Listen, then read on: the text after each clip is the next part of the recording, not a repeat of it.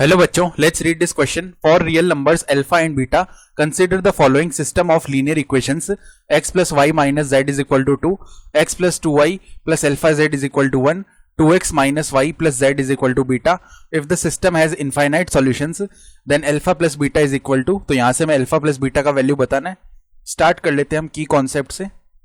तो की कॉन्सेप्ट देखो क्या हो जाएगा. हम जानते हैं कि if system of equations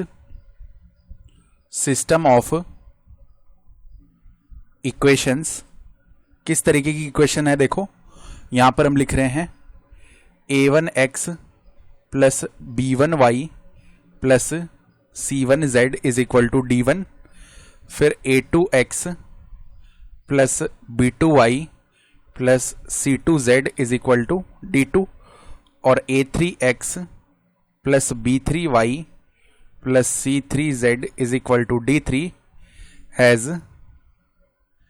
has infinite solutions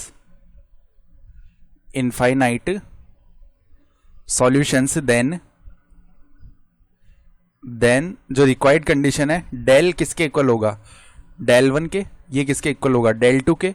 ये किसके इक्वल होगा, डेल 3 के. और ये चारों किसके इक्वल होंगे, 0 के. जहां पे जो डेल का वैल्यू है ना वो हम कैसे लिखते हैं, देखो डिटर्मिनेंट एक्स वाई जेड के कोफिशिएंट से बनने वाले यहाँ पे डिटर्मिनेंट आ जाएगी. तो a1 a2 a3 ये फर्स्ट कॉलम, फिर b1 b2 b3 और c1 c2 c3. तो ये तो आ गया डेल का वैल्यू. अब डेल 1 लिखेंगे तो जो फर्स्ट कॉलम है उसमें हम a1 a2 a3 हटा के जो कॉन्स्टेंट्स हैं d1 d2 d3 ये लिख देंगे, और बाकी एज इट इज रहेंगे b1 b2 b3 c1 c2 c3. ठीक है. उसके बाद अगर हम लिखना चाहते हैं डेल 2, तो देखो डेल 2 में क्या होता है, ये a1 a2 a3 तो हमने एज इट इज रखा. अब जो सेकंड कॉलम है उसमें हम लिख देंगे d1 d2 d3, और थर्ड एज इट इज रहेगा c1 c2 c3.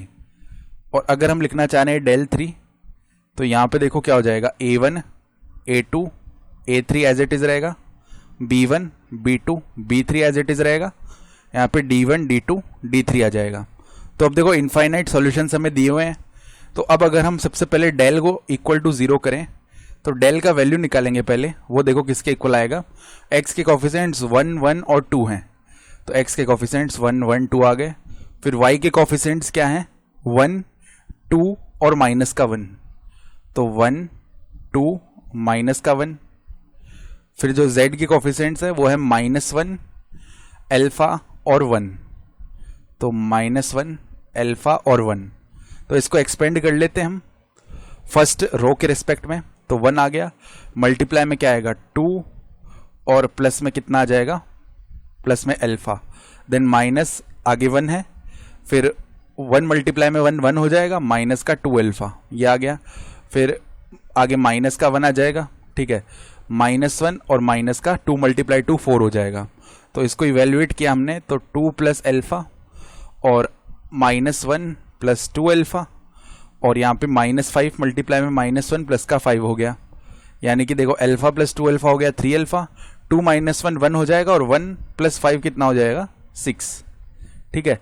अब देखो अगर डेल को हम 0 के इक्वल पुट करेंगे तो 3 अल्फा का वैल्यू माइनस का 6 आएगा, जहां से अल्फा का वैल्यू माइनस का 2 बन जाएगा. तो अब देखो हम क्या करते हैं, यहां से अगर डेल 2 का वैल्यू लिखना चाह रहे हैं तो वो किसके इक्वल आएगा, जो फर्स्ट कॉलम है एज इट इज रहा 1 1 2, और जो सेकंड कॉलम है वो कांस्टेंट से रिप्लेस होगा, तो 2 1 बीटा आ जाएगा.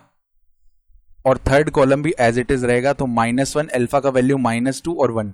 तो इसको एक्सपेंड कर लेते हैं फर्स्ट रो के रिस्पेक्ट में. 1 आ जाएगा यहाँ पे, और 1 प्लस का 2 बीटा आ गया. फिर माइनस का 2 आएगा, और यहाँ पे 1 प्लस का 4 आ जाएगा. फिर माइनस का 1 आएगा, और यहाँ पे आ जाएगा बीटा -2. ठीक है. तो ये कितना बन गया, 1 plus 2 beta -10 minus beta plus 2. 2 beta minus beta हो गया बीटा, और यहाँ पे कितना बच जाएगा, माइनस का 7. तो अब अगर डेल 2 को 0 के इक्वल पुट करेंगे तो बीटा -7 का वैल्यू 0 के इक्वल पुट हुआ, बीटा का वैल्यू आ जाएगा 7. तो अल्फा प्लस बीटा कितना बनेगा, -2 प्लस का 7, यानी कि ये आ जाएगा हमारे पास 5. ठीक है, तो रिक्वायर्ड आंसर कितना हो जाएगा, 5 हो जाएगा। I hope you understood this explanation. Best of luck.